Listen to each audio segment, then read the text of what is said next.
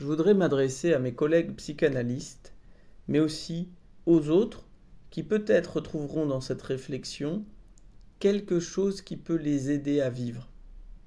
Et je dis bien à vivre, parce que c'est de ça dont il s'agit. La psychanalyse, beaucoup de psychanalystes remarquent qu'elle est rejetée, qu'elle n'est pas en odeur de sainteté, qu'elle est de moins en moins pratiquée, de moins en moins admise, que ce soit dans les cursus scolaires initiaux, au lycée, que ce soit dans les lieux de soins, que ce soit en pédagogie, que ce soit dans les recherches universitaires. Oui, la psychanalyse a perdu de sa superbe, elle est moins en vogue, et elle est donc moins à la mode. Sans doute qu'il y a aussi une désaffection pour son discours, et que les psychanalystes en sont sans doute aussi les responsables. Mais ici, il ne s'agit pas, comme il ne s'agit jamais en psychanalyse, de pointer les culpabilités, de juger sur pièce et de faire un état des lieux des responsabilités des uns et des autres dans un soi-disant fiasco que nous rencontrons aujourd'hui, puisqu'il partirait du principe, ce fiasco, que la psychanalyse devrait être au centre. Être aimé et non pas rejeté. Il faut toutefois noter que depuis Freud, depuis sa découverte de l'inconscient et ses textes sur la sexualité notamment, et la sexualité est majeure dans l'œuvre de Freud, la psychanalyse n'a pas eu une aide d'honneur quand elle est venue sur le terrain de la société. Au contraire, elle a été vivement discutée, éraillée, parfois par de grands intellectuels, et c'est dommage.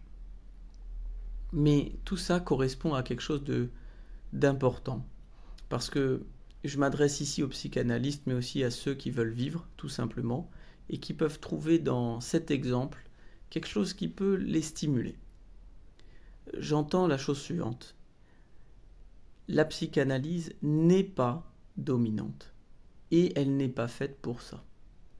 Elle n'a pas à être au-dessus, elle a juste à être avec la société et à se laisser interroger par elle, à être une surface de projection, de rejet, d'admission, de reconnaissance, mais aussi de méfiance. Aussi que la psychanalyse ait ses hauts et ses bas, et peut-être aujourd'hui on les confond, parce que quand on est bas, justement actuellement, peut-être que c'est là qu'on est le plus haut. Et je m'en explique d'une façon très simple. La psychanalyse a besoin de contradicteurs. Elle a besoin d'être mise en tension. Elle a besoin d'être menacée. Elle ne doit pas avoir ces instituts qui ont pignon sur rue dans les belles tours ou dans les beaux quartiers des métropoles du monde entier. Elle a une existence toujours marginale. Et c'est ça sa valeur. C'est d'être toujours précaire, d'être dans une existence qui est potentiellement, je dirais, finie, parce que la psychanalyse a besoin d'intégrer la fin de la psychanalyse pour être virtuose, pour être stimulante, pour être vivante. Et voilà pourquoi je crois que ce petit topo ici, qui vise d'une part à rassurer tous les psychanalystes qui écrivent des textes, qui font des conférences sur la mort de la psychanalyse ou sa disparition, je veux leur dire ici une chose très simple, c'est intégrer que les choses vont se finir, qu'elles peuvent se finir, devrait vous donner un coup de fouet du côté de l'intelligence, du côté de la vie. Exemple courant de la vie ordinaire pour tout le monde, pour quiconque a un peu travaillé à l'hôpital, il a pu le voir, des gens qui sont atteints d'un cancer, qui s'en sortent, peut-être sans trop se battre certaines fois, mais qui ont la chance de s'en sortir, quand ils s'en sortent, ils sont plus vivants qu'avant. Voilà. Ils sont peut-être plus fatigués, mais mentalement, ils sont plus excités.